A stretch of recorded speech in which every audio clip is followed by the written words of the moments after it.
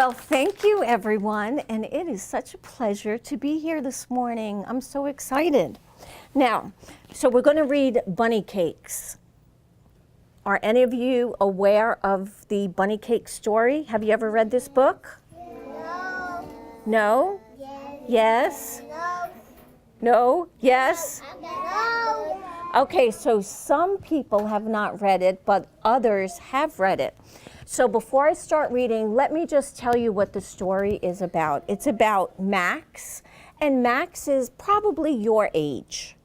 And then his sister, Ruby.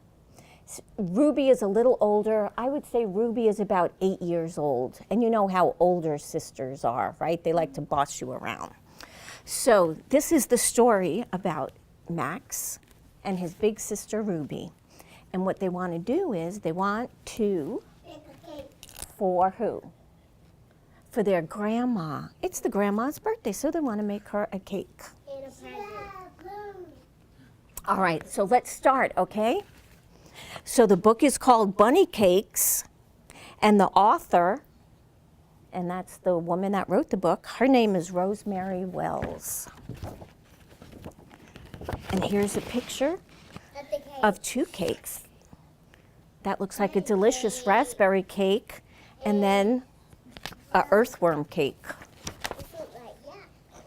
And here's everything that you need to make a cake, right? A blender and milk and flour. Okay, here we go. Bunny Cakes by Rosemary Wells. It was Grandma's birthday. Max made her an earthworm birthday cake. No, Max, said Max's sister Ruby. We are going to make Grandma an angel surprise cake with raspberry fluff icing. Now that sounds better. Max wanted to help. Don't touch anything, Max, said Ruby. But it was too late. Ruby sent Max to the store with a list that said eggs. So you see what happened? Ruby told him not to touch anything. He touched the eggs, and the eggs broke on the floor. So here's Max on his way to the store to get eggs. Max brought the eggs home to Ruby. Don't bump the table, Max, said Ruby. But it was too late. Ruby sent Max back to the store with a list that said milk.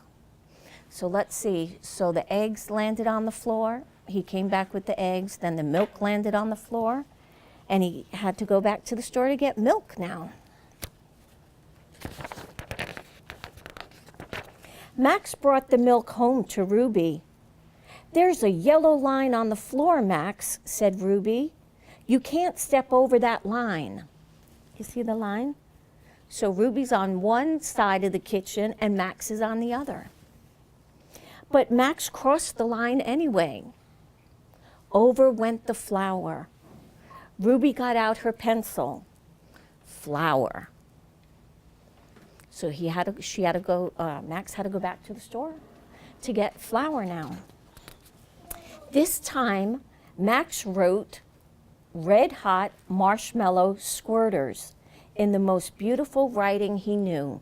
Now remember, Max is only 3 years old, so he really doesn't know how to write, so he scribbled. Max could almost taste the marshmallow squirters. Flour, said the grocer, and he gave Max flour. I guess the grocer didn't understand Max's writing.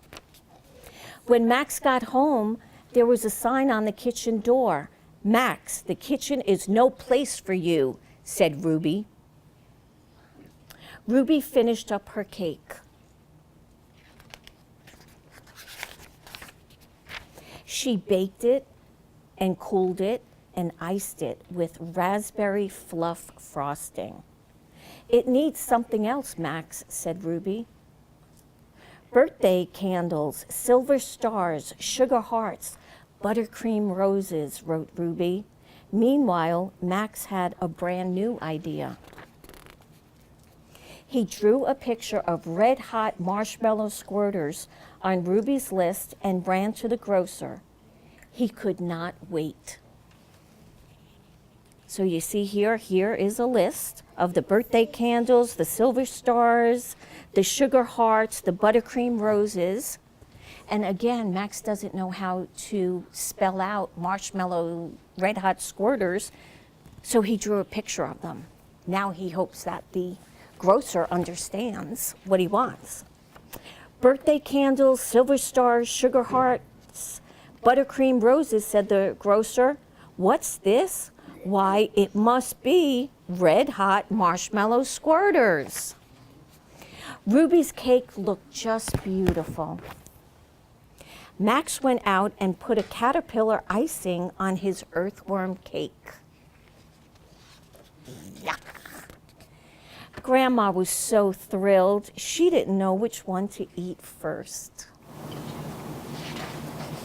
The end. Okay, so here we are at Riviera Beach Publix, and what we're going to do is we're going to go into the bakery and see how they make cakes. When we read bunny cakes, we learned that how Ruby makes a cake. Remember, Ruby made a vanilla cake with fluffy raspberry icing, and Max made a dirt cake that had worms in it. So we're going to go into Publix, and we're going to go to the bakery, and they're going to show us how they make similar cakes. Come on, let's go.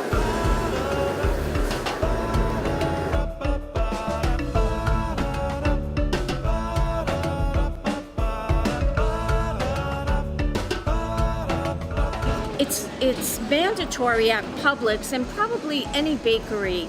Before you walk in to the kitchen, you have to put this hairnet on. So I'm putting my hairnet on, and if you take a look in there, everyone has their hairnet on. And we're required to put it on because you don't want any of your hair falling out and landing in icing or someone's cake. Welcome to our bakery. Thank you. So we're here this morning because the children in Riviera Beach read this book recently called Bunny Cakes, and we would like to see how Publix makes their cakes. Awesome. Maybe we can make some raspberry fluff icing. Would you guys like to see us make some icing? Absolutely. And remember, the raspberry fluff icing is the icing that Ruby used on her cake. First, we're going to mix up some buttercream icing here, right here in this. And in there we have powdered sugar and butter and water and a couple other ingredients. We're going to make it nice and light and fluffy. Okay. And then we're going to add some raspberry and buttercream. It looks like we're good to go here.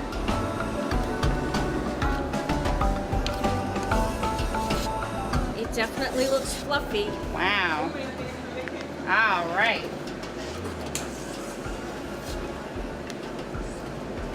How much fluffy buttercream do we want to put in there?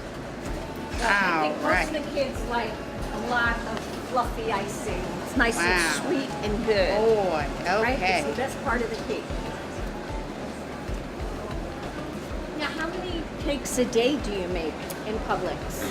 Well, on the weekends is our busiest time because all the kids are having birthday parties and weddings and anniversaries and it's all the special occasions. So we could do, maybe one decorator could do over 50 in a day on Saturday.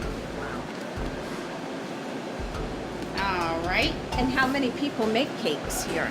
How many bakers do you have? Here we have 2 bakers and we have 1 cake decorator. All right. And here we have some vanilla cake and we're going to ice this up. Nice and fluffy raspberry icing. Now, the good thing about baking a cake in Publix is if you have someone come over and knock the eggs on the floor, or if they accidentally knock flour on the floor, they don't have to send someone to the supermarket because they are in the supermarket. That's right. We try not to make too many messes here, but sometimes we do. And I'm gonna smooth the fluffy icing. Clean up my board.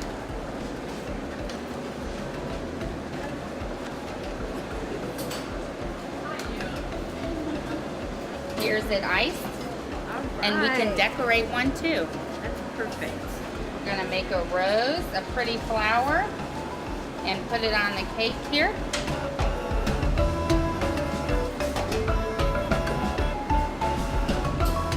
We have to be nice and still when we're making it.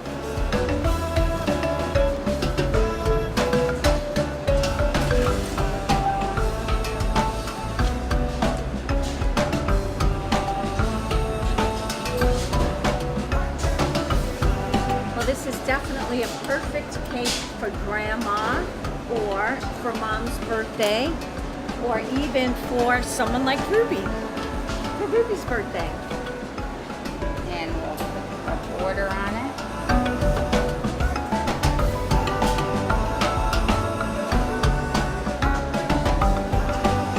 Now you make that look so easy. How long have you been a baker and decorating cakes? I started when I was 17 years old, so I came to Publix when I was just a little girl. And I've always enjoyed making cakes. As a matter of fact, when I was 5 years old, I lived in Tennessee and I used to make mud pies. So, on that note, I made one for you, just like this little bunny over here. Just like Max.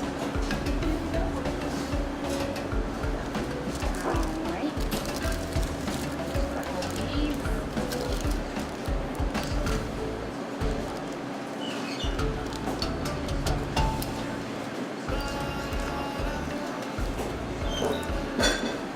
Alright. Happy birthday, Grandma.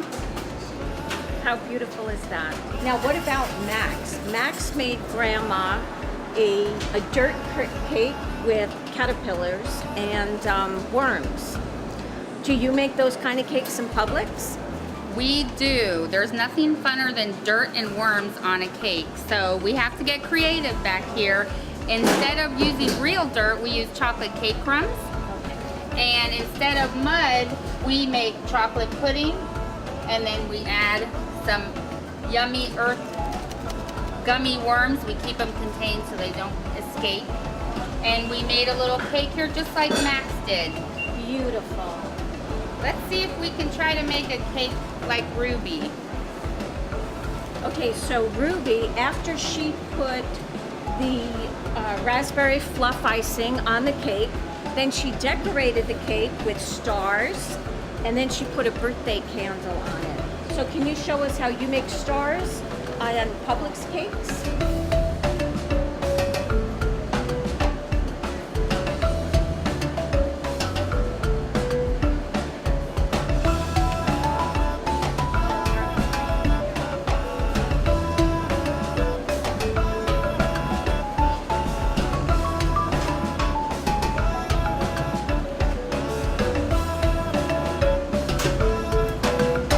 It's definitely beginning to look like Grandma's cake.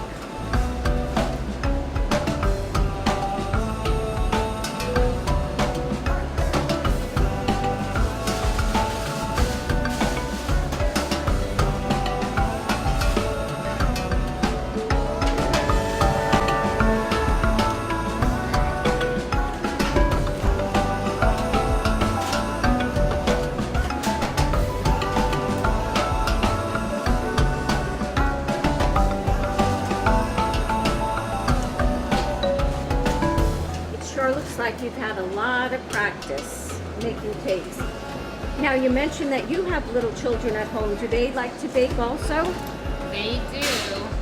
I love spending time with them, baking in the kitchen and decorating, and they love working with fondant actually and making little edible toys around the holiday to put on the cake.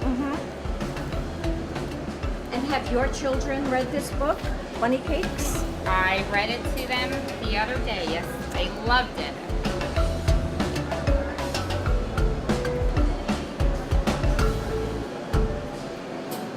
And I think with a little practice, well, probably with a lot of practice, we might be able to make a cake similar to this.